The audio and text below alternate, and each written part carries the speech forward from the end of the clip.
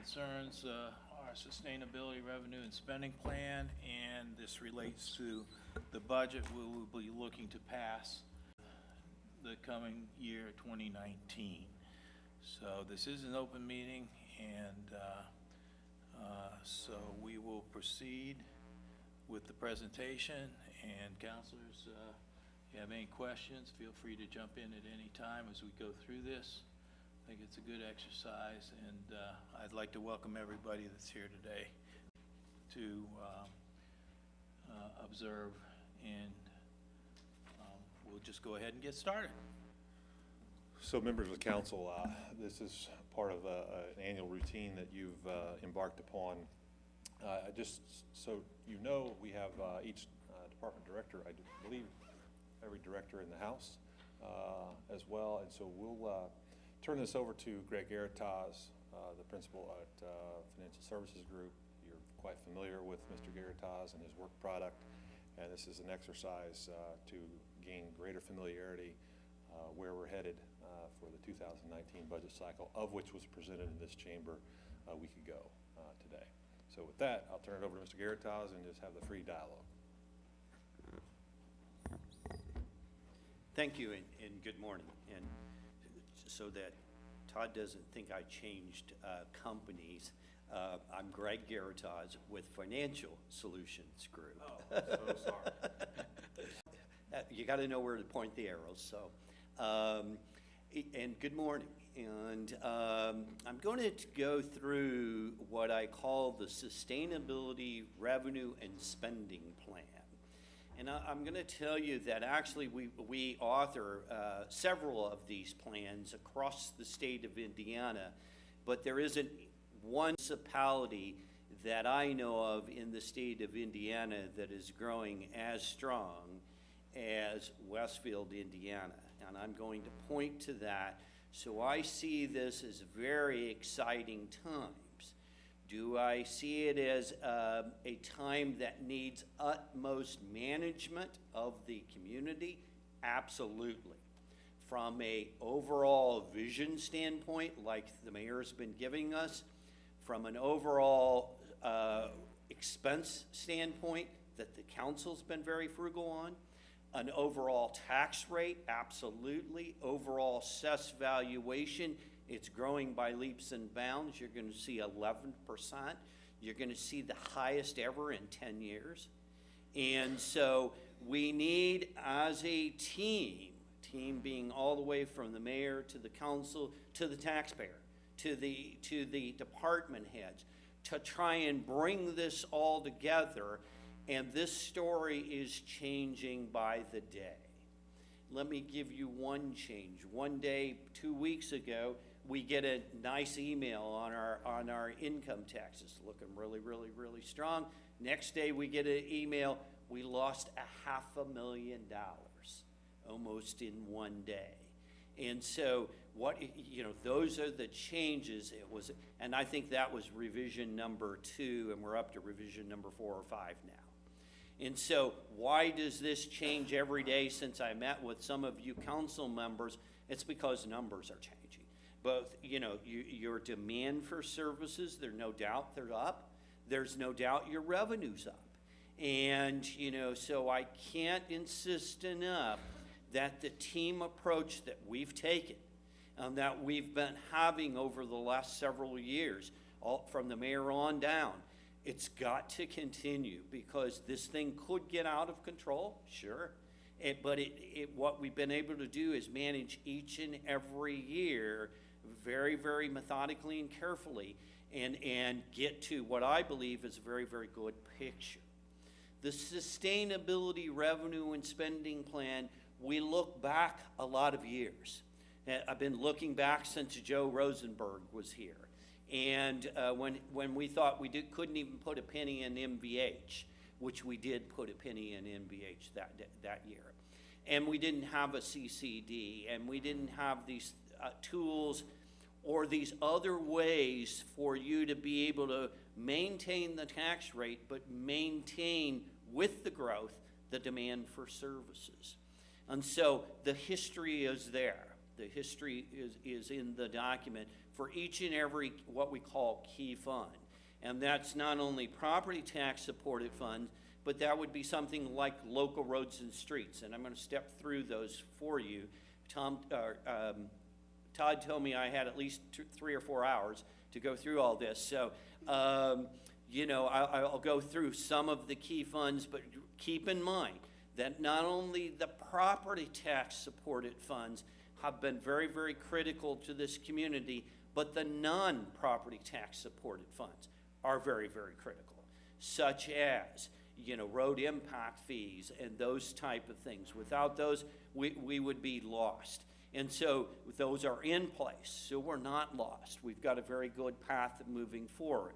So when we look at the sustainability, not only do we go through in all of these different funds, you're going to see them here, and they're all up here. And so you will also see a lot of other funds and a lot of other information. You got to run a huge corporation like this, not only with property tax information, but other tax information, plus all of this other information. What is happening with our COED? Who's getting the share of it? Who's stealing some of our share? How's the employment looking? How is assessed valuation doing? How's our debt obligations doing? You got to put that all into one comprehensive document, and that's what the sustainability does. And I offer, there's not one like this in the state of Indiana that is this comprehensive. But if you have a very, very large corporation like this, you got to be able to run it. Right here, we've got the different assumptions. Now you'll say, Greg, isn't a lot of this just mathematics? And my answer is no. This is some of the growth factors, but we go in and dissect each and every. Staff and I have gone down every fund, and we've sometimes used these growth factors, sometimes we've not. We've done what we call current events. And what is current events in Westfield? Well, it's today, and it'll be tomorrow, and it'll be the next day, because that's how fast this is changing.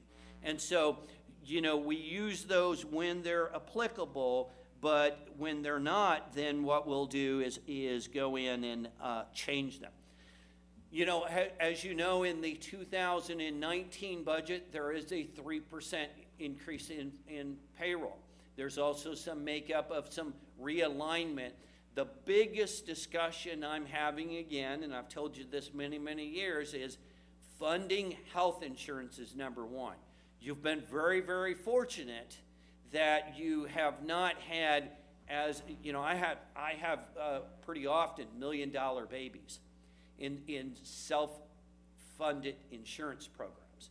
You can imagine what that does to a self-funded insurance program. Just had 2 of those this last year. And so, you know, that's really horrible. It's bad. But from an economic, it's also very, very challenging. Because when you have self-funded, and even with the stop loss, they laser them out and all the other stuff. I'm reading an entire book on healthcare right now, applicable to governments. And there's a lot going on in that area. So how does that tie back to payroll increase? Remember, I look at total compensation. Total compensation to me is payroll, it's health benefits, it's all the other benefits that come into play. So when I sit down to, you know, I've got to do one of these tonight yet before I head to AIM. When we sit down and look at this, our number one goal is to fund group insurance, health group insurance, and also set us up for what happens if we were to have $1 million baby. How would we fund that? Okay, and how would we be able to get through that event? And those are called rainy day insurance funds. Not only a rainy day fund, but now rainy day insurance fund. And so those are very, very important. I backed it down here in 20 and 21 to a 2%. Why? Because we have projected a pretty dramatic increase in group insurance. If that comes down, then maybe in 2021 we can look at 3%. But remember, this document is to serve, I know for one thing for certain, every municipality is going for a brick wall, okay? There's no doubt about it, because the expense needs are high, the revenues are low, and so what we do is we put this document together using the race analogy. We like to go around the wall, not tap the wall like a couple did yesterday at Charlotte, or really run straight into it. We just want to go around it and guide ourselves around it. And that's what we put together, why we put together 20, 21, and 22, to see how we're guiding. Again, do we need tremendous management from the fiscal body? Absolutely. Do we need the same great leadership that we've had from the mayor? Absolutely. Do we need every department head to be hands on deck? Absolutely. It takes a team to keep going in the direction that we need to go. So, sure. So as Greg is on the component of health insurance, Friday we received our official notification from First Person. Our insurance has got an increase of 14.2% for the 2019 policy year. We programmed 20%, as you saw on the screen. We were told midsummer expect an 11% market increase. That's what Anthem had pushed out. So that's at 14.2 on our best behavior, and we've got an analysis of our policy performance reaching back to 2015, which I need to pass that along to you. They also do an analysis if we were self-funded, how would we end this year? And if we were under that scenario, if we were self-funded, we would be upside down about $500,000. So rather than have a retail or fully funded policy, as opposed to a self-funded policy. It's important that the council knows that we are having an active conversation with our team members, of a group of employees, a cross-section of the organization that's helping me consider what different policy changes we need to have relative to how we utilize the health insurance. As you know, we have access to the Riverview Health Employee Clinic, Employee Health Center. It's a cooperative we have with Hamilton County. So setting things in place to drive that activity of primary care into the health center versus into the overall broad network, where costs are higher as you consume primary care through a network provider, not dissimilar from Westfield Washington Schools. So we're taking steps in that total compensatory package, as Greg has indicated, taking steps to mitigate these sharp increases and instill a culture of wellness and incite that behavior, making adjustments maybe to the health savings account component that we have, that you have to earn that versus it just being installed twice a year like it is now. So we're having a very active and vigorous conversation with our peer leaders within the organization of how we go about to preserve a benefit is, quite frankly, expensive and very important from a talent retention and attraction component. Any questions for me on the health insurance component? I do. Sure. How long have we been in the agreement with Riverview for the clinic? Since February of this year. Of this year. Yes. So we're a year away before we're going to see any benefits at all. Yeah, so I will pass along to you, it doesn't have any protected health data, but it's a comprehensive quarterly report, and then they'll give me an annual summary from our insurance agent, First Person, that shows the number of visits to the health center as opposed to the number of visits in the normal network. And so right now we have an inversion, and it's because it's still a new service, you're trying to overcome maybe some psychological obstacles, but with this campus, once it opens up, we believe and we hope that our workforce will enjoy that, because it's a $20 copay, it's a 20-minute practitioner to patient time spent ratio. So it's a lot of good things. But so you're exactly right. We need to build some time to show how effective that is. Our average cost each month is about $9,000 to $10,000. So about $120,000 will provide coverage to everybody that's on our insured policy, which is about 500 let's call it 500 people, employees and dependents. So we're trying to drive those costs into really what is a fixed bucket of about $120,000 a year to use the clinic, which we would not be able to enjoy without the scale of the county to have that access to that many hours. And then, are we under a high deductible plan with the insurance that we offer now? Are you moving that way? We are. We've been in a high deductible health plan for 4 years, 5 years maybe. And we just ratcheted that up. Is Diane here? She's not. So we just elevated that. It was a 3,000 and a 6,000 threshold. Now it's a 6,000 straight across the board for employee plus. So now I think it's about 1,500 for just employees, and or 3,000, and it's 6,000 employee plus. And so there's no co-insurance. So you are responsible. The insured is responsible on a family plan for the first $6,000. And so we're at that threshold now. After you hit 6,000, Anthem will kick in at 100% of the coverage. So we are on the lower tier as it relates to high deductible health deductible thresholds. So there's a movement in the marketplace to $8,000 and $10,000, but we're at 6,000 now. So what is our contribution to the employee for that?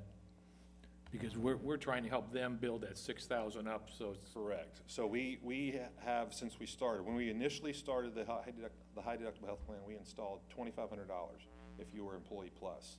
It was $1,500, I think, for singles. So now we're at $1,500 if you're employee plus, deposited in 2 tranches, January, July. So $750 spread throughout the year. And so we've been doing that since we've been in high deductible for almost 5 years. So the committee that you have meeting is looking to drive employees, those who are focused on taking care of themselves are the ones who will benefit from the changes you're making there. If you're not responsible for your own health care, you're still gonna have high costs to us. Correct. Yeah, so we're trying to change behavior and use best practices. I've asked our agent First Person to bring back some things that they have in their client base. What are set in place to drive behavior from the end user, make them eligible, and oftentimes it's a trigger of money. You either get it or you don't get it if you do X, Y, or Z. Other questions related to the health insurance? Or anything that I've said so far? Is there a critical mass when you look at being self-insured? So we have an annual expenditure of approximately $2 million on the health insurance. And so it is simple math, and right now we want to see, and I'll scan this in and distribute it to you. We can even have a more in-depth conversation. I can bring First Person in because they're really sophisticated. As I said earlier, it's about $500,000 we'd be upside down if we were on the current path. And I will tell you that we've had some bad months, I say bad months, where Anthem has expended more money that month than what we paid in premium. But we are seeing a trend, we're right-siding this. We've had a couple years of significant premium increases because we were in an artificially low environment when we were with our carrier Advantage. And we know how their business model proved out. They've imploded. So we had years of nearly 50% increase in this premium cost. Our approach has always been, this is a strong compensatory element to attract and retain people. And there have been some that have left our organization and have come back and have that experience that. I didn't quite catch that look. I'll let him speak for himself if he feels so inclined, but have given us perspective of what life is outside of Westfield. And you'll see in this packet, I'll send it around to you, an analysis of public and private entities across the state of Indiana and how we compare to them. There's no denying we have a strong benefits program as it relates to health insurance. There's no denying that. And I think that plays a huge factor when we're talking to people of coming here and staying here. It's a strong consideration. It costs a lot of money, and that's why, in order to sustain it, I've asked this group of employees, how do we set things in place so we can preserve what we currently have today? Because it will become untenable. Yep. Thank you, Todd, for that explanation.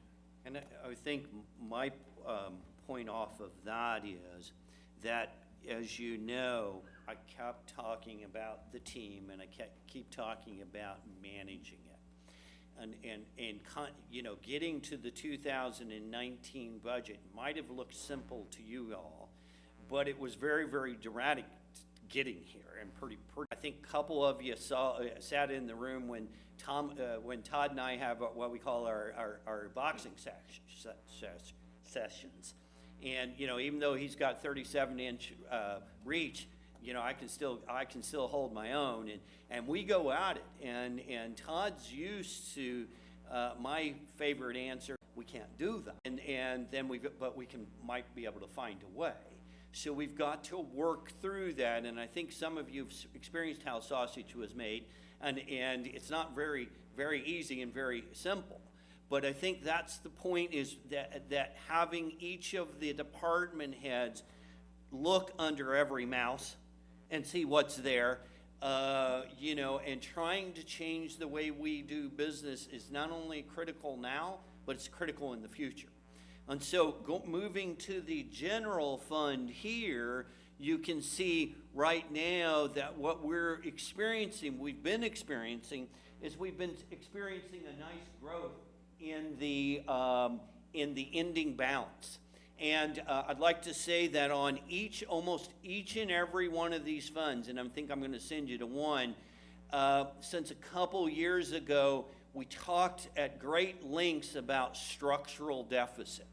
And structural deficit was defined at that point in time as expenses higher than revenue. And I kept saying time and time again, with a growing community, sometimes you have to play catch up. And that's not something you put on your hot dog. That's something that you have to wait for the revenues to come in. Because as you well know, that without the special legislation on property taxes, you'd be way, way back behind. And by the way, then when you get a new levy, it takes another year for income taxes to catch up with that. So that's that catch-up period that we were experiencing in the past. What you do with that is you use cash balance in order to do that. Now, why did I go back through an old definition that doesn't apply in 2019? Because the revenues are greater than the expenses, but I want to be very cautionary that, like I said, in one day I can lose $500,000. But at this point in time, given our best estimates of everything, we are definitely not in a structural deficit in the general fund. And we're actually hoping that we're going to be building it a little bit over the next year or two, because then guess what? In the fire fund, we're going to migrate back in this plan. We're going to migrate back about $1 million, the general fund to the fire fund to shore it up as we go forward, because there's going to be growing needs there. So our pennies are 79 pennies. I said that right? So I've got to remember which county and state I'm in and what municipality. 79 pennies, we kind of shift those around, and every one of those pennies, there's no doubt about it, but we also are not projecting the 79 pennies to go to 85 pennies, and nor are we looking at increasing that. Now, I will say, be careful. And if in 2 years from now we have an assessed valuation that's only growing 5%, or maybe let's set up this scenario where our growth quotient's going up 3.4%, which is what it's going on average around the state, and we're going up more than that, but the 3.4% is then matched up with a 2% assessed valuation. Guess what happens? Tax rate goes up. But right now we're experiencing, as I said, 11% growth in the assessed valuation, which when we flatten this out, we keep the same tax rate. Now, you know, we're introducing a 2019 GO bond to allow that to happen, be able to do some necessary capital improvements, and of course, with using our 79 pennies, and be able to, here in the general fund, fund the additional services that are needed. you might look at that one line at the very bottom, and this was kind of telling when I was doing my homework yesterday. You see that line that says circuit breaker, 2 point in 2019. Who would have thought, although the school board representative might, who would have thought that back 10 years ago, and the schedule's in here, that was around $300 or maybe $30,000. I think it was actually $300. And now we're at a grand total of $4 million. You only see part of it here, $2.8 million, and I'm going to show you that table. So, you know, so this is where we're heading with the general fund and the budget of 2018-19 on how we project ahead. And as you see, we're growing the cash balance some. And again, that's not a green light to say, let's give a 5% rate increase for payroll. That is that we should be able to fund the general fund going forward in the foreseeable future, and then be able to shift $1 million to the fire fund, which we'll need it in a couple years. And that's all built into the plan here. So in the general fund, then you've got all the gory details, what I call all the gory details. You've got all the revenues line by line. I keep telling everybody, put this under, by osmosis, it will sink in. And if not, it'll give you a nice pain in the neck. And so, you know, put the sustainability under your pillow and it'll sink in. But because there's a lot going on in here, and there's a lot revenue by revenue and expense by expense. So you can go in there and you can shoot darts at me and say, Greg, you've overestimated what? And believe me, we haven't. We've been pretty conservative on every one of these numbers. The good news is a lot of them are fairly certain. Now, everybody knows that the fund report, or this thing that says 1782 notice, none of this is a done deal, even after you approve it. It's not a done deal until this 1782 notice comes out. And believe me, we usually get about 2 or 3 versions of this. The state does a really good job, and I'm not bad-mouthing them, but there are so many unique things that are going on that usually we have to get about a couple versions of it. Okay, and so we're all on the mailing list, and we only have 7 days, 10 days, I think now, to get our responses back. And hopefully, with the state being on track, that'll happen as a Christmas present. So we won't be taking Christmas probably. We'll probably be studying 1782 notices. And so, but that's critical because that's the final word, and that sets, no matter what you approve, they cannot go up, but they can sure bring you down. And so we'll get more updated revenues from the state and things like that. So, but overall, you see all the details there, and you see the historical information. And then you see where I have the footnote on the property taxes down there. Then department by department, you've got, again, all the different estimates, all the different history. You know, whenever there's a new department, you obviously will not have any history, but you've got all laid out in one place, all of the expenses for the city of Westfield's general fund. Very, very important, and if you, like I said, if you like to review history and all the different information. Again, I kind of say, you know, I used to have a fund summary here that gave me the grand total of all these, but I like to say this is a $50 to $75 million business. How could you run a business without knowing this? You can't. You know, you got to know where you are, where you've been, where you are, 18-19 budget, and where you're going. And that's how you run a $50 or $75 million business, okay? And so that's the general fund, and I'm just going to flip to this so that we can go. There's the new Economic Development Department. If you've got any questions on that, Todd's here to answer that. Kind of a critical department because there is one thing we know. We need to keep economic development going because, believe me, I see budgets from Evansville to Fort Wayne to Crown Point.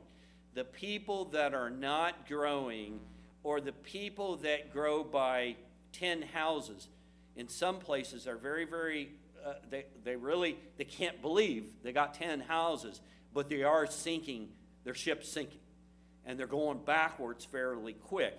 It's not even a point of, well, we don't want to change. The point is, they're going backwards, and they're just not able to fund any services or without putting on constant new user fees.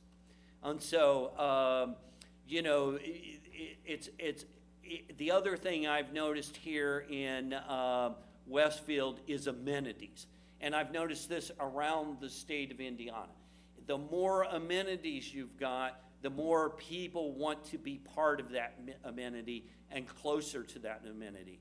Tonight I go to Crown Point, and we've done a really good job of building Bulldog Park up there, and they're going to be opening a new ice skating rink. Because why? Because of the Blackhawks, there's a lot of teams up there that practice hockey and things like that, and there's a huge demand up there. And so those amenities, people are, they're growing by 200 or 300 homes per year, all because of some of the amenities they have. I see it in Fort Wayne, see it in Evansville. The places that don't have anything, they want sure try. LaPorte, Indiana was ready to sign on the dotted line for $22 million. All kinds of new sports facilities, until they figured out they had to guarantee absolutely every dollar of that and then some. And so they got kind of surprised on that picture, and they backed out. So here is the MVH fund, the Motor Vehicle Highway Fund. For some of you attending the pre-session, you will know that on page 2 here, I want to take you to this. Everybody may ask, well, look at that line called MVH distribution. It's down some. Well, everybody that came to some of the pre-hearing saw that in the state, they gave us $2 per capita less in 19, and in the second half of 18, $2 per capita less in fuel tax, in gas tax. And so those revenues are coming back down. There was originally a presentation that said 40% more in gas tax. We never got 40% more. We were lucky if we got 25, and now it's been trending down since. And $2, by the way, last year it was $22, now it's, or $20, and now it went down to $18 per capita. So $2 is a big number, okay? So I'm a little concerned that it will continue to trend down.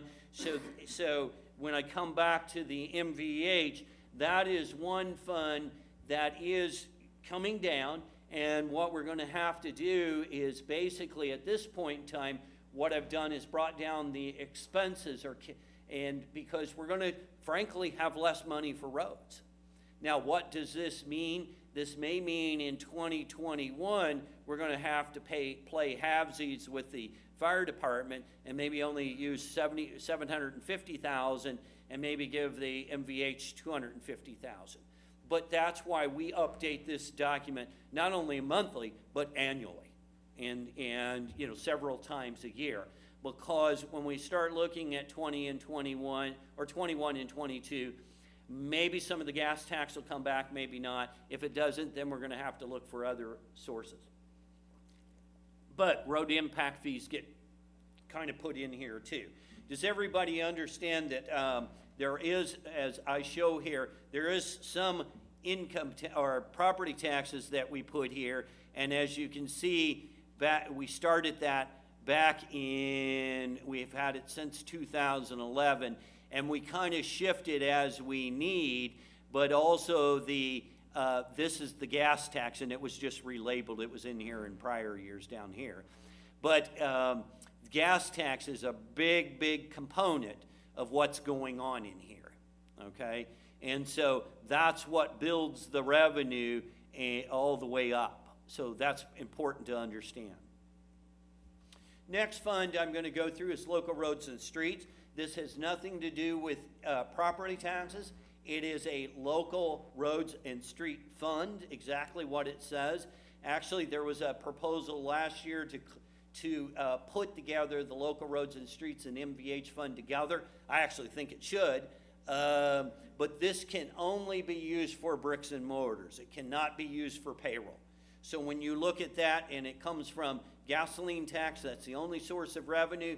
And as you can see, the expenses that have been budgeted is basically services, that's paving and construction. So very, very limited. And again, stop me if anybody doesn't understand some of these funds, because they're critical. Okay.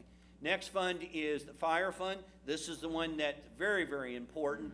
And there is a note at the very bottom here that we're going to be, effective 2019, we're going to be merging the EMS fund into the fire fund. So we'll have a fire and EMS fund, basically. And the balance will transfer over as of 12/31/18 when we when we close those books, and we'll put those two funds together because they really don't make sense being out separate. Okay, and that's a conscious effort that you guys have made, and we've been talking about it for a year or so. But you can see that then we shore up some of the revenues going forward here by bringing in that additional $1 million, so that we can be able to, the expenses that are, quite large in this fund, $11 million, that's pretty sizable in comparison to the general fund. This is the second biggest fund. Okay? Park impact fee, couldn't do without it. Very, very valuable fee. This is not paid by any current homeowners. It's all based upon the new housing development. And so I'm probably installing park impact fees at least 2 or 3 a year, or maybe more. But a lot of people already have them, and they're very, very critical and serve to keep the amenities moving in the right direction. Next fund is, that may be parking, that's still park impact fee. Next fund, law enforcement fund. I'm not going to really spend too much time on this. And this one is a little bit upside down. It's not bringing in a tremendous amount of revenue, and actually, because of some of the ticket cases that have gone on around the state of Indiana, this is one where we're probably in 2020, if we don't get more than $45,000, we're just going to have to cut that budget. And it's basically used for training. Next fund right here is the Lowett Special Distribution Fund. This was the one that Fund 257 was the one-time pennies from heaven, I call them, your extra balance, where they told you what to do with your extra balance, which was put it in a fund and use it for roads. And that was prior to them increasing the gasoline tax, and this is usually used for a match on the community crossings. I keep calling it community focus, but community crossings grant. Lowett, let's see. Next one is Road and Street Improvement Fund. This is the impact fee from roads. Very, very critical, again, and every time you see, pretty much we spend what we take in, and keeping a small operating balance. And we're going to have to use this probably for some of our community crossings match maybe in the future. Next fund, this is the EMS fund that I told you we are collapsing into the 2019 budget. And so if you see the fire fund, you see it going up in 2019, and say, why is that going up? Well, part of the reason is it's having this expense and this revenue come in. EMS is a huge challenge for a lot of communities around the state of Indiana. Summary of the training facility. I'm not going to, all the different TIF funds, are in here, are presented. I'm not going to go through each and every one unless you really want to, or we will be here for 4 hours. But each and every one of them are shown in here. with the latest and greatest. As you know, I do not do the TIF revenue projections. You have another consultant that does that, but we've included the revenues and the expenses because, again, all of it has to roll up into the $50 million corporate plan. And so we've got that all rolling up here, and we show these are changing, John, they change almost every month, don't they? The revenue estimate and the expense estimate. So we update this pretty constant. East side, you've got the Aurora, you've got the Grand Junction, TIF,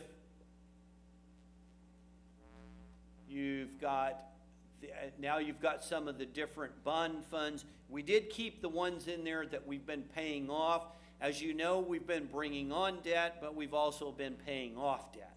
So we kind of slide a new one on as a new one comes off.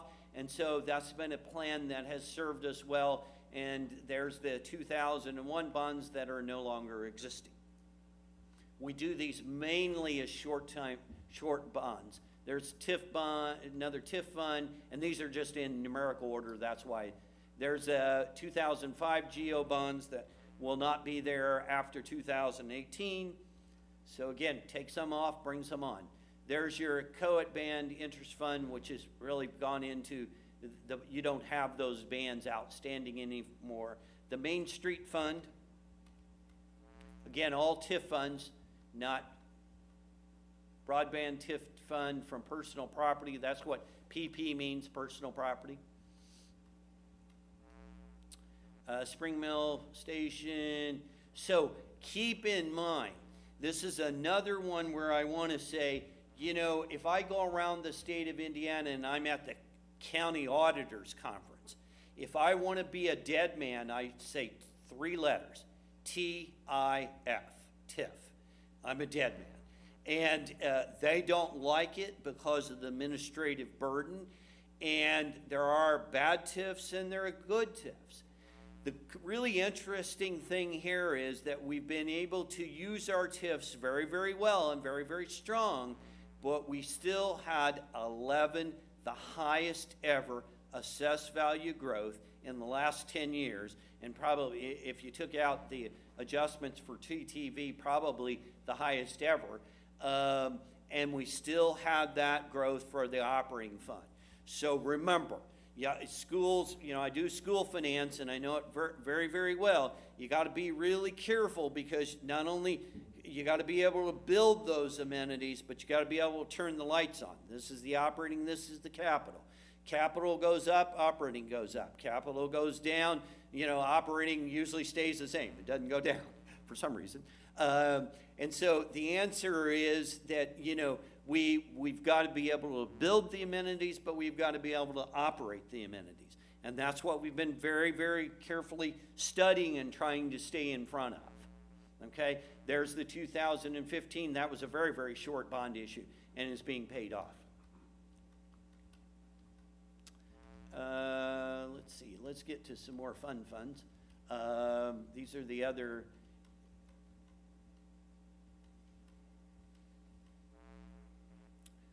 There's the 2019 bonds. We amortized that first probably about 2 or 3 years, and now we're looking at amortizing that a little bit longer, maybe 3 to 5 years, and I'm going to show you that because we're trying to keep the tax rate flat. Cume Capital Improvement Fund, again, not a property tax supported fund, comes from cigarette tax, Fund 401. It's a nice fund to have. It's a little extra money laying around. You see where we're having $250,000. We're spending down some of the operating balance. I have no problem at all doing that in this one. I do not consider that a structural deficit. That is in CCI and cigarette tax. Actually, hopefully in the future we never even have it because we won't have cigarettes. But then we'll probably have vape tax or something like that. Oh, yeah, there you go. There are some states that have that. Make a lot of money. Rainy Day Fund. Again, this is one where I can't say it enough. A rainy day fund is the last bottom dollar, and I like to say, don't spend it, period. Now you're gonna say, but Greg, you got 250,000 there. Read the appropriation, it's emergency. Why do I put this? Because sometimes communities north of Evansville get wiped out by a tornado, and they need an appropriation not 30 days or after you meet and after you do an additional appropriation process. They need it tomorrow. They need to clean up the trees. And so we put in here 250. We could easily put 500, but this would be money that we would be able to use tomorrow if the administration saw fit for an emergency that would happen. And so we show it each and every year and always budget it and always make sure that we have something in case of an emergency. And that's what I call it. And I'm sorry, did you? We've never tapped that Nope. appropriation. Even though it's appropriate, we've never utilized it. And hopefully we won't. But like I said, there are examples throughout the state where there's been either flooding or tornadoes that have happened. Cume Capital Development Fund, really, really important fund, very valuable. This is our, basically comes from property taxes. Is one of the funds that is capped, rate capped. It can go no more than a nickel. And what we do here is we try and approve that nickel each and every year. Why? Because when they go through their trending assessment, that nickel will trend down each and every year. And in order to keep the flat tax rate, we keep it at a nickel because we need a nickel. And so we each and every year, it's kind of like the old capital projects fund. You always wanted to renew that at that level, at the level it needed to be, and that's what we do here. So a lot of times you see that ordinance that says to reauthorize. Matter of fact, you'll see it next February. We've got to get it done even earlier by April now. You'll see it at a nickel, and we always try and reauthorize it. Could we take that nickel down? Sure. If the mayor called me up and said, damage control, Scotty or Greg, and we need that, we've got some problems, we don't want to be at 80 pennies or 79 pennies, and we need to bring it down, we could adjust this tax rate if we had to. It's a flexible one. And so we would be eating into some of the cash balance if we did that, but this is a flexible rate. Yes, sir. Let me just ask a question on that. When our AV goes up almost 12%, I think you said 11 point something now. I think that's been adjusted since the first release. Wasn't it a little over 12% initially? I think it was, and it came down too. So let's just say, Yeah, so let's just say 12%. yeah. But the state doesn't allow us to capture all 12%. Isn't there like a 6 point something percent maximum levy adjustment that we can make? Yeah, what we did is with the special legislation, we have the growth quotient plus the 6%. So you're correct. Well, with the CCD, so all new AV will get the nickel. Okay? Okay. So the CCD does, like capital projects, that would grow in proportion to your AV, but the maximum levy for the general fund and for the fire fund is capped at the growth quotient plus our 6%. Okay. Okay? You anticipated my question, so Yes. thank you. Okay. Thank you. Yeah, I've been doing this so long, kind of used to it. But so this is one that, yes, if you don't keep it in a nickel, you don't enjoy the nickel on the full AV. And so that's very, very important. Good question. You've done budgets before. So that's the next one is the PSE lease. That one's coming off, although I do understand we'll be putting one on. So one comes off, one comes on this PSB lease. So just as a reminder, we've had some discussion about this. You know, our public safety campus is in its 21st year. It's showing some signs of needing to be rebuilt or remodeled. We've been approached by some developers that would we be willing to sell that because it is on the 32 corridors. The police department needs space, fire department needs space, and so we're having those discussions to time it and sync it with such that it would be, if any, whatever debt would be required, we would just be a neutral effect on the tax schedule. So we're doing that due diligence now, from design, where do we relocate the fire safety headquarters, or public, or police and fire, keep them together, do you separate them? So we're, just so you know, we're having those active discussions now with public safety leadership, and we'll have a more sophisticated conversation downrange. But that, just make a mental note, that plugs into this schedule here. Any questions about that? And somebody might say, well, wait a minute, why do you have a little negative in 2020? And we're actually experiencing this in most of the debt funds due to the state using the lower of 15% for the cash balance, 15% or 50%. They used to have a 50% for operating balance, and now they brought it down to 15%. And now some circuit breaker, like the over 62 and the blind, is coming out. And it's actually requiring some of these small debt funds, some of the debt funds, to have an extra payment or to be able to make it up from some other sources. So as we go forward, what I've been doing in some of the other miscellaneous funds is putting in $75,000 for makeup payments on some of these debts, because those small little, that statute is horribly written. It should be at least allowing the next year's payment. And from Peter Miller from Hendricks County is no longer there, but there needs to be a little fix here, because I call that confiscation of property, even at a small amount. And so, you know, I hate to see any, even if it's small, I hate to see any fund have a little negative. So, was that the president? Shame on me. Sports Sorry about Campus that. Operating Fund, this one right now it is showing it's holding its own. We've gone on and on, around and around with our William, and William, keep up the good work. We beat the heck out of him on the revenues, keeping the expenses in check. We just talked to him as of last week. You re-verified your numbers, and we're staying on top of it.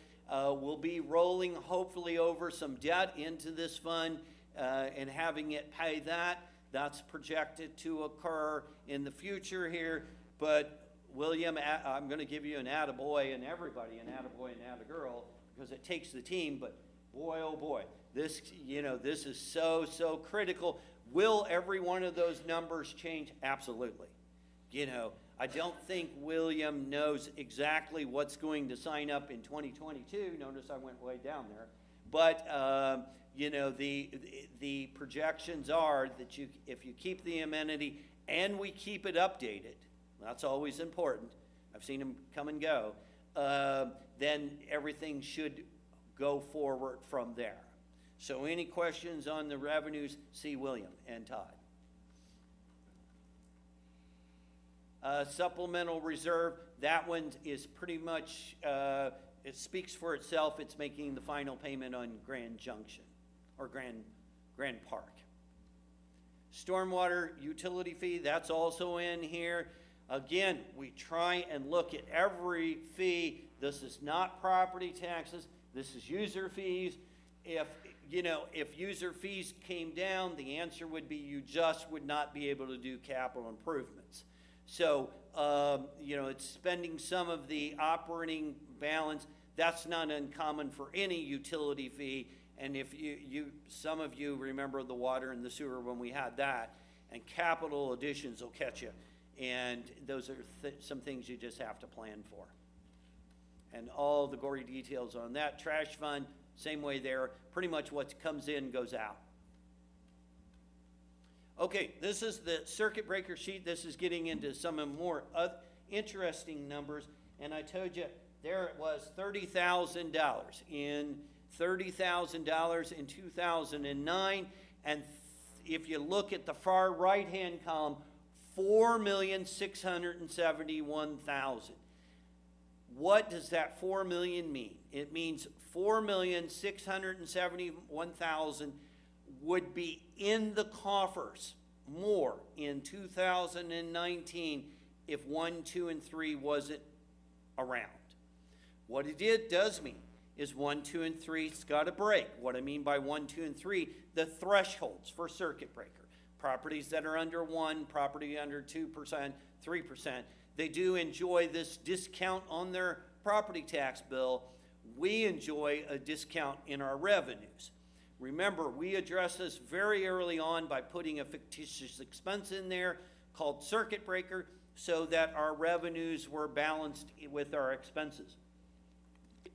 The people that missed the boat about 5 or 6 years ago, Logansport was one of them. They spent $4 million of their cash balance in 3 years because they were not including artificial expense, and they were just depending on the DLGF said, here's your budget, you're funded. And they went out and said, oh boy, little did they know that they were spending down that cash balance. It didn't show it in the 1782, but when you approve $100 of expense and you show $100 of revenue, but you say, oh, by the way, not in the numbers, that you're going to get $80 of revenue, if you're not cognizant or savvy to that fact, you're going to be in a world of hurt. Guess what?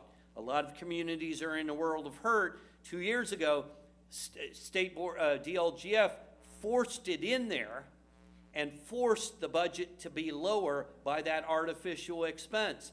They caught on too because they saw some of the municipalities getting in real big trouble real fast. And so we've always had, since circuit breaker came out, we've had an artificial expense in there called circuit breaker. That was a huge saving grace for the #1 growing community in the state of Indiana. So you can see what that's meant in dollars. Let me ask this question, because I don't know if it's the same or it's different, and memory starts failing after a period of time. Our assessed value went up 12%. We're going to be able to capture about 9% of that. Does that 3% go into here, or is this from the homestead exemption, the mortgage exemption, and only 1% of that differential go into this? Well, what goes into this, and let me answer it this way. Let me get you to the tax rate sheet, because there's some interesting things going on in the tax rates. And let me, to make it an easy answer, I'm looking for the total tax rate. There it is. Okay, the total tax rate, and there's a history. Pardon me if I'm getting you dizzy, but I don't find it. We've actually turned a corner where the assessed value is growing to the point that this $2.77 was, I think, at one point in time above 3, and it was a couple years ago. So that $4.9 million was made up by every class of customer being over the 1%, being over the 2%, being over the 3%. So everybody got a discount, and this was the discount just because of the 1, 2, 3, not because of the homestead and all that, but basically because of the circuit breaker. Now, what you see now is the 277. Now that we've come down from 3, it's basically made up of the 1s and 2s more, because the 3s won't get much of a break on their property tax bill because we're not over 3% or $3. Okay? So it's purely the circuit breaker. It's not the homestead, because that comes off as basically a homestead deduction from the gross AV to the net AV. Okay. Okay? Then the other part of my question, we're not capturing our full AV growth. Correct. So, Because we can't. so where's that,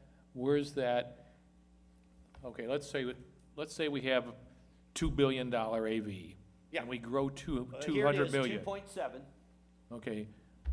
We're short, we're missing out on about 3% between what we're allowed to, do we get that back the following year?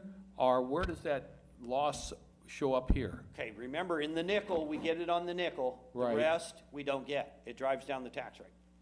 Now, what we do, though, is as long as we stay at the 79 cents, so if you didn't do the general obligation bond, your loss would be greater because your tax rate would go down to 76 cents. So we have a general obligation bond, so we come back up to 79 cents. So the answer is, some of that is lost and drives down the tax rate. Okay, then let me ask another question now, and maybe it comes up later, or maybe I've just missed it.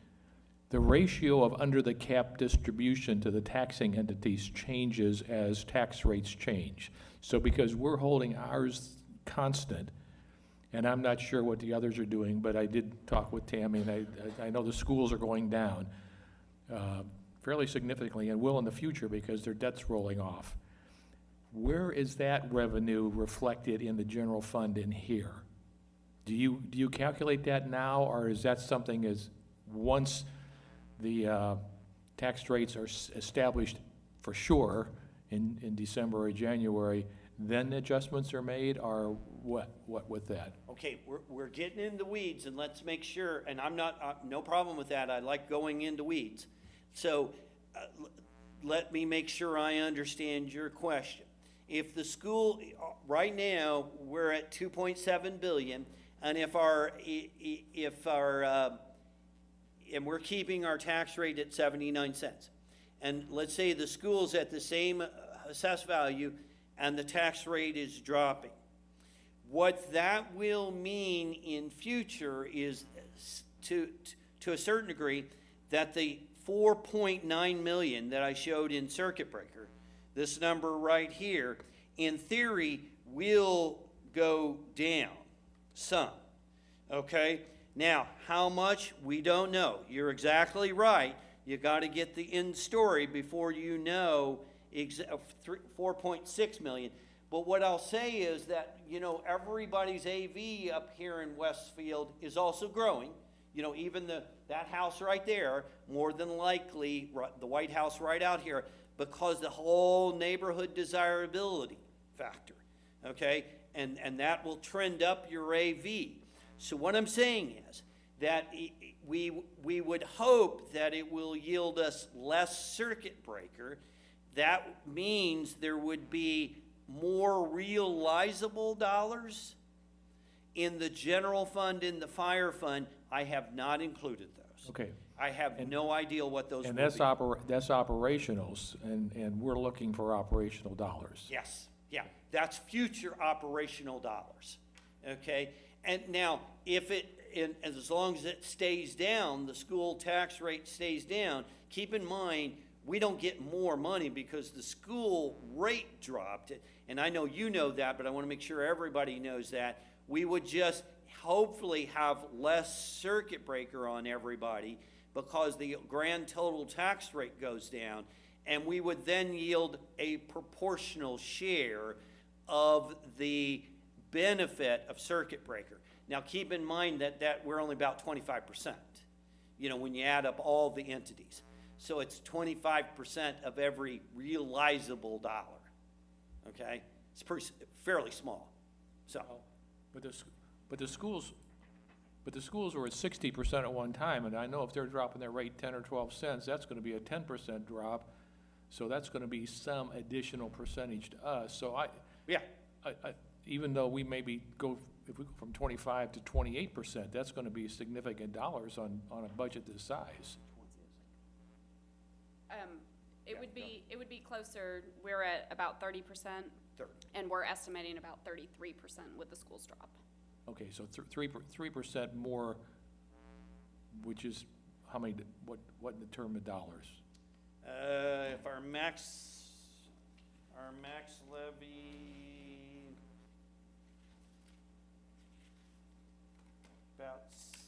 say 17 million, roughly 500,000. And that's built in now? No, No, okay. So once the tax rates are established, and if they go to what we've projected everything to be, then there's an additional revenue there's additional revenue sitting out there of $510,000 that we would need to appropriate or do something with? well, no, well, the way number one, that won't be realizable dollars probably until 2021, because you'll have the impact show up in the 19 budget, taxable it will impact the tax rates in 19, you know, and so it'll take 20 for that to work through. So it will be future dollars in probably 20 or 21. Okay, then, Okay. then I'm deep in the weeds. I have to, Yep. with that response, then I have to say, let's go back 2 years, because I know the schools have dropped their tax rate every year for the past 5 or 6 years. We've been steady or up a little bit in the city, so we should be realizing some revenue from 2 years ago on the ratio change this year. That is probably true. From- Yeah, From the tax cap right. change and everything. So is that built in, or is that something that because No. those rates are firm? Well, those became, right, and what it did is, I don't really think, and you gotta be careful, because what everybody else does matters, meaning the county and things like that, and they try and kind of hold their own. But if you look here at the circuit breaker, each and every year, it's still jumped up. That's the grand total, okay? So what I heard you say is it probably from 15 to 16, we got a little benefit, because look at the circuit breaker, didn't grow too much, but then it grew by another $400,000, and then almost another 400. So sometimes it's also, that number could have been 600, but you benefited us by helping it only be 400. So sometimes the rate of growth of the circuit breaker is less by what you just described. But you'd have to go in and do a parcel by parcel analysis, because keep in mind also the AV of everybody is generally going up because of the desirability of the area. You know what I mean by the neighborhood desirability factor? Oh, yeah. Comes in. And so, yeah, otherwise, what I would have expected, if it was dramatic, it would be circuit breaker would be going down, and I think it's just slowing the rate of growth at this point, so far. Now, your dramatic, what happens over the next year, first of all, we've used 6% growth in the AV, we haven't used even a 12, we don't know if that can be sustained. We like to see the school's numbers after the fact. We don't anticipate. Even though we work with them, we don't anticipate the drop and therefore yield more dollars. That's kind of, to me, starting to really, really almost maneuver the numbers. I won't say play, maneuver. And I don't like to do that until I call it the old standard at the IURC, fixed, known, and measurable. It's got to be fixed in time, known, and then we can measure it, okay? But you bring up some very good points, and that should help. So, questions or more weed warfare? I've got some more weeds. Okay. The effect of the wheel tax, I mean, where does that come into play? Is this reflected? Okay, we don't have a wheel tax. I was wanting to make sure I put the first one ever in Crown Point several years ago. So we don't have a wheel tax, okay, or a city-wide wheel tax. There's a county wheel tax, but Right. that goes into MVH and that. Has that changed in terms of what comes back overall? Do you know in the county? Am I making sense? Well, okay, so my assumption was you were asking if we did a city wheel tax. Right, If we did a city wheel tax, we would get that money ourselves on our own. And it would come and help with roads and or matching grants. Now, the county has a wheel tax. right. And we get our proportionate share, and I don't know of anything that's changed there dramatically, other than population and plates are a key there. And, as our next and very, very important milestone will be the census for everything, including that. But I'm not aware of anything at the county level changing on wheel tax. Okay. And the city can do a wheel tax. We haven't done one. It's done, the places I've installed it, very, very good match for grants, long-term matches for grants. And they really liked it because they are, the $2 per capita decrease is the state's saying that's because we're using less gas, and they take their top off, the building program off the top. Well, and that was more my question. I mean, where it's used, given if we see these losses in MVH over time and it really becomes an impact, how much do we have to consider that then? Oh, I think it's definitely, someone said, we don't like the analogy of tool in the toolbox. It's another possible revenue source for you to look at a future period of time. We're not proposing it for the 2019 budget. It would be up to all of the team players, but it is a real good avenue for, if the grant program stays around, the community crossing, matching $1 million, and if you're a 50-50 community, aren't you, or are you 75-25? 50-50, then we need $1 million, and so that's a real good long-term funding source for that, it's my understanding, community crossings, they've said will stay around at least until 2022, maybe even longer. So that's a real good matchup with your road impact fees. So it's something for us to think about in the future. It's not in here. So. And this is, again, in the weeds. I Fine. saw that the township is looking at a $15 million bond issue, and I don't know how that would impact overall our mix here. I've heard that.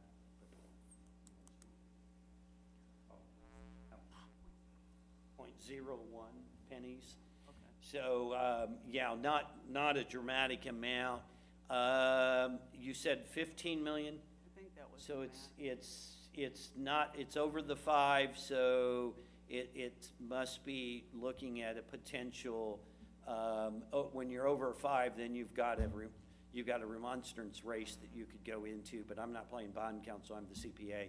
But, they've got a lot of AV, so, it would take a dramatic amount to change the tax rate much. But those are the surprises we don't know, and why we don't take into account circuit breaker future benefits, because there's too much going on in too many other places.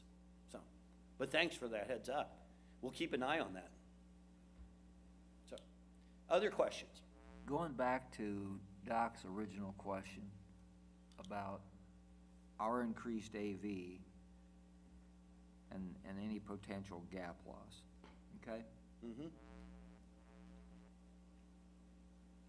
By keeping our tax rate at 79, in essence, here's a question. What's our revenue increase by keeping our tax rate at 79? We actually could lower it, right? Well, that's a two-part question. Okay, so let's take question number 1. How much is the increase?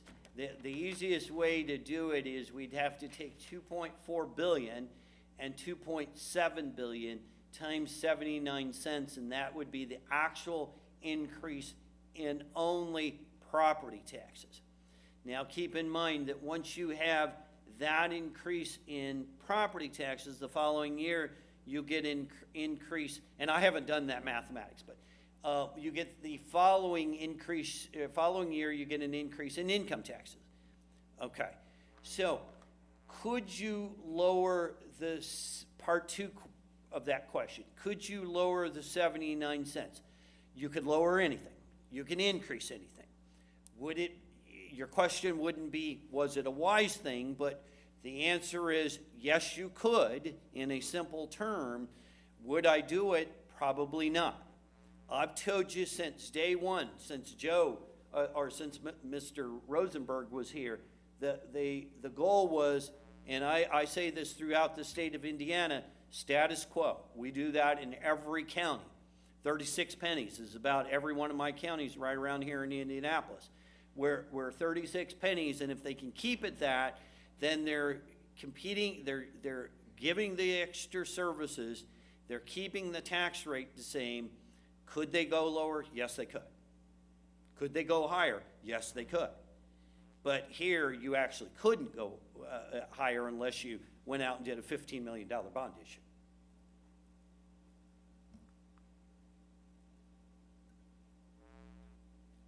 What's our revenue increase by keeping it the same? Do you know?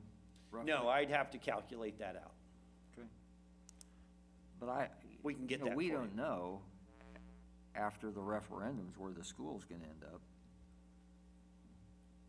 Correct, because their debt's going down, but it's my understanding the referendum's going up, part's going up. So that's, again, that's why I did not take into account, I don't take into account tax rates until tax rates are real. So I'm not dependent on the school at this point in time, if that is part of the question. But my thought, or it's just a fact that we are taking advantage of most of our AV increase. We are using a tool that is given to us, yes.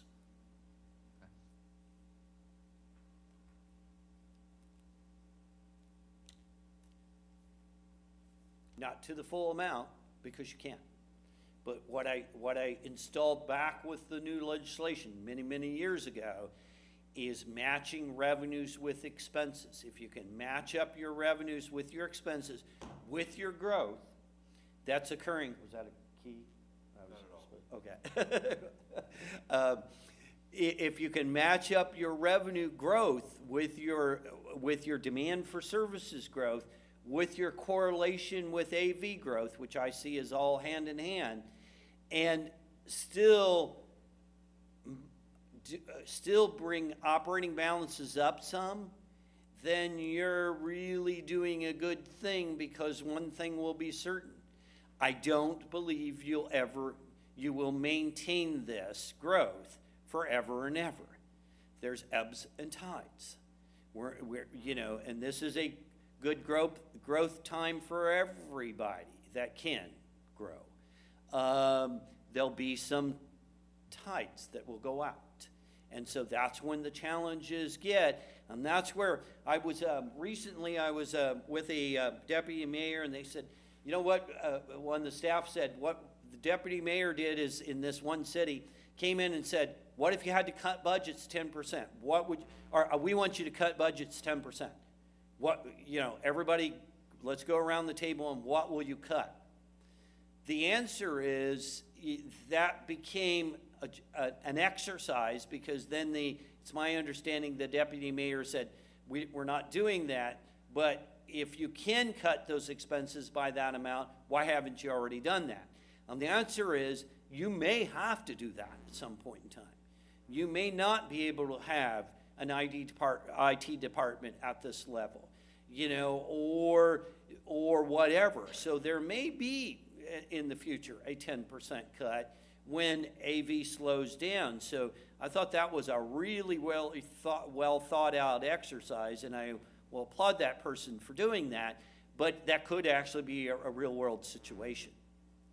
So, and it was something that you could force and require at this point in time. I don't think that's something you want. I don't think that's the management I'm talking about. I'm talking about making sure that we stay within our means we got out of that structural deficit discussion.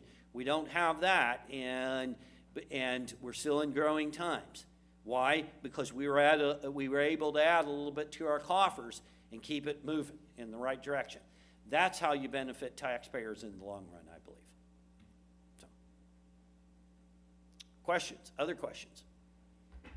This may not be the forum for this, but let me just ask a hypothetical. Let's say we identify our public service areas as having higher turnover than we want, and we identify the problem being salaries.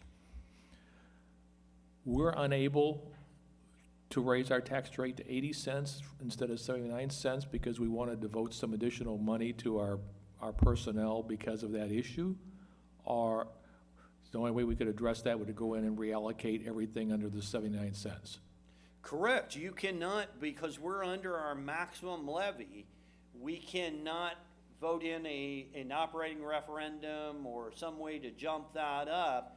And that is the number one challenge I'm seeing across the state of Indiana. These comparisons are running rampant. And I see this really on the county side when you got county sheriffs. They're jumping ship. And believe me, that it's costly to retrain those people. But no, we have to work within our means of the maximum levy for operating. And so we would only, and remember that 79 cents isn't all operating. Some of that is debt. So the 79 cents is actually less than it. The general fund itself in 2018 was, general fund was 41 pennies and fire fund was 20 pennies. I would say it's more like 64 pennies that we have to reproportion, including what we throw into the MVH. That's 4 pennies. So right, we're even smaller than that, and we got to stay in that and keep working with the revenues that we're getting. And even when we're handed a $500,000 surprise in one day. So. Okay, and just one, maybe last question. If we would lower our tax rate, does that reset our maximum levy at that lowered rate? Or does that tie our hands in the future? Okay, if we took the rate, let's say the operating rate of 65 pennies, I said, and said we only want 60 pennies, therefore we do not want our maximum levy, then we would lose that in that year. We would then lose some income taxes the following year. Now, under today's world, we would get it back. Under Senate Bill 1, I had people lose $10 million. Because Senate Bill 1 was the legislation that came, everybody did their budgets. Senate Bill 1 came in November. After all budgets were done, whacked all of the excess levies out, all the levy patent, or the extra levy that was built in there. In other words, your example, and everybody lost it. Today's rule is you get to make it up the following year, but I'm going to say that's only today's rule. Who would have thought in November that everybody in the state of Indiana would have gotten whacked after putting the budget together? That was not a real good deal. It would have been great if everybody known it in June or July and prepared for it, but that came after the fact. So I would say, yes, you will lose that. Yes, you will lose income taxes in the following year. Yes, you get to make back up to the following year under today's rule. But remember, I just set up, it's about a 2-year transition. What would happen is you'd see structural deficit or cutting the budgets in order to make it up, and here we go. So, boy, it's a tough road. So, that would be, or tougher. But no, keep asking these, because first of all, I've been doing this for at least a few months, quite a while, and I love this stuff. So I want to equip. I don't want to make you armed and dangerous, but I want to equip you with the right facts and figures and information so that you can communicate to your constituents the overall plan, okay? Because if you just take any one number and play it back on as a soundbite, you can make it look bad, you can make it look really good, you can make it look neutral.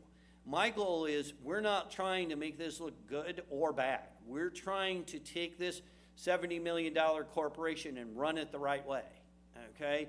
Not necessarily increasing the price of our product, but making sure that we can fund our cost of goods sold, okay? And so it takes a lot of delicate efforts when we don't really control the price of the product.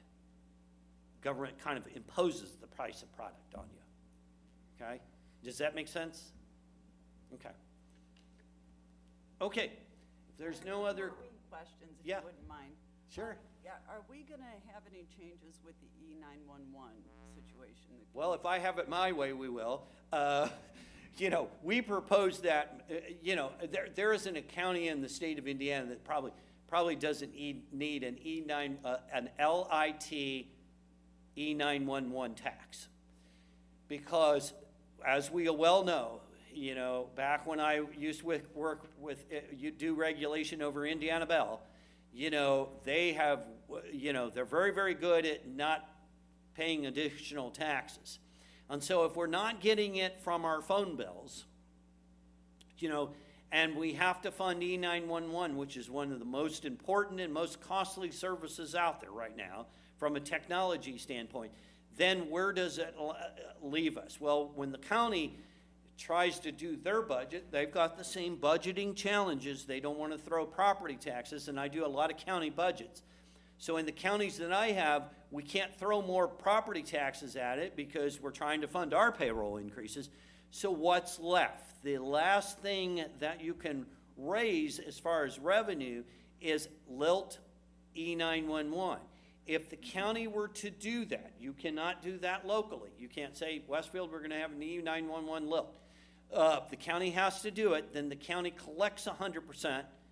Usually means it's a little less because they don't have to share with anybody. And then it funds E911, and then we no longer, in most of the other municipalities, they no longer fund E911 from their general fund budget. We have 500,000 or 750? 800,000 in our general fund budget. That would be freed up, more operating expenses in the future, and there's how we make the payroll change, if that were to happen. We recommended it a couple years ago. I don't even think, I was kind of surprised because everybody said, what's that? In the higher levels, not here, and I said, pretty much every county is going to have to do it in the state. Greg, let me yield to. Probably asking you middle of next year to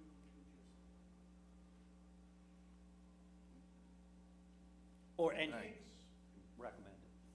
takes the cooperation of several of our communities to do it countywide, but all of the mayors in this county are interested in doing so. And it's happened in Hendricks, it's happening in Hancock, it's happening in all the neighbors. And do we foresee major changes in the lit distribution? I know that over the years, there's been a lot of variability, it seems, in terms of what could happen. Let's go there. It's on page, stand by. This is when we were supposed to have a commercial.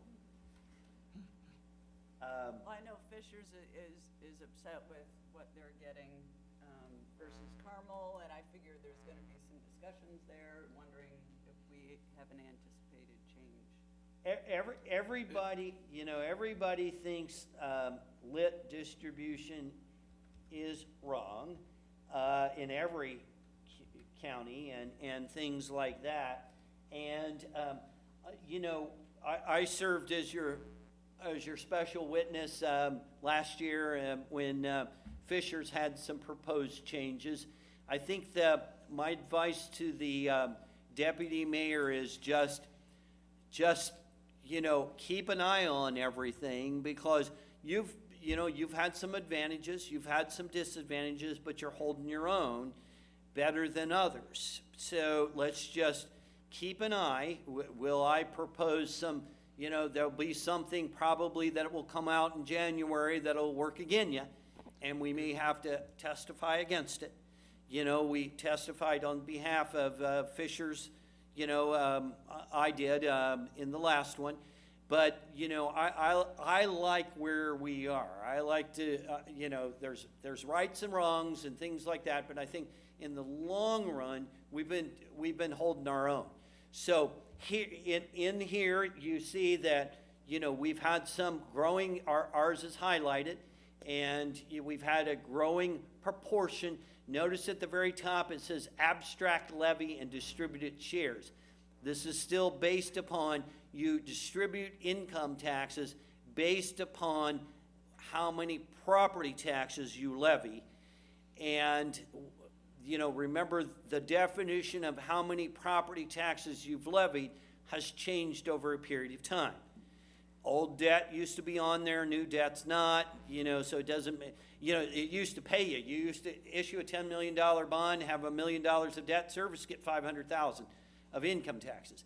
That, boy, we were issuing, everybody was issuing bonds like heck. You know, for what? Sometimes I'm not sure. Bridge to nowhere? Hopefully not. You know, so, but it was making them money. That doesn't count anymore. The only thing that counts here is annexations, annexation appeals and growth. And so as long as you're growing and you're annexing and you're doing that, then you get a good proportional share. But I like where we've been, where we are, and we're holding our own. And so, and that's 17, I think the next year's in here too. So as far as I'm concerned, my advice to the deputy mayor back in July was walk softly and carry a big stick if somebody proposes something against you. Okay? And if someone wants to change it some other way, I'm not sure I'd evaluate it, but I just like status quo at this point in time. Because there are things that can hurt you and help you.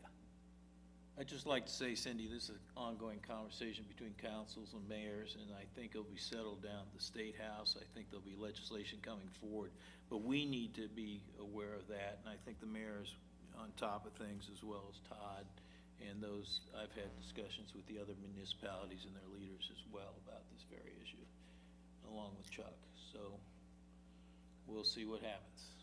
Yeah, there was, how many times? 3 or 4 times we were meeting each other downtown at the Capitol, and you know, there might have been some arm wrestling there going on too. But yeah, I'm you know, if we need to, we'll be, January, February is a good time to sit at the State House. Thank you, Greg. We have gone longer than I thought. Oh, we aren't to 3 hours. But you said 4. Oh. So I'm cutting you short. Not really. Any other questions for Greg? Okay, so in summary, again, just a Thank you. brief summary, please, we've got to use the team concept. The council, the mayor's office, the mayor, the department heads, all hands on deck. Because when you've got the #1 growing community in the state of Indiana, and you know, probably close to a couple years now, it's going to take all mindsets. It's going to take all some bad, you know, some people can shoot stuff at us and say, why didn't you think of this? Why aren't you doing this? You know, I say, let's hear it all. You know, because it takes that, and it takes looking under every mouse and seeing what crawls out and make sure we do it right. Is there an absolute right? No. Is there an absolute wrong? No. But we will know that if we take, you know, some turns in the future, we know that will happen, and there'll be good turns and bad turns. We just got to be set up for them. Building a little bit of cash balance and doing that, doing the right thing now is very important for the future. So I'll end at that. Thank you very much. I'd just like to thank all our department heads who are here, Mayor Todd leading this discussion, all the due diligence that's gone into this, certainly Cindy and John Rogers, and I'd like to recognize Larry Clarino for doing some things for us as a citizen. We appreciate your efforts on behalf of the city, and I know you, your volunteerism is exceptional for all you do, and you provide us with great feedback. I'd also, Diane Payton isn't here, but she's done an excellent job in trying to manage the healthcare costs going forward.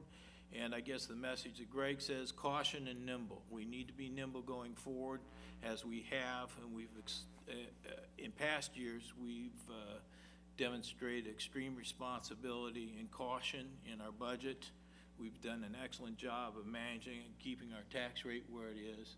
And I want to commend all our counselors for their help and input on all this as well. So I think this has been a very informative, very productive meeting, and certainly we have access to Greg and Todd, Mayor, our department heads. If you have any further questions, don't hesitate to call on them and seek out your answers and share them with the rest of the council.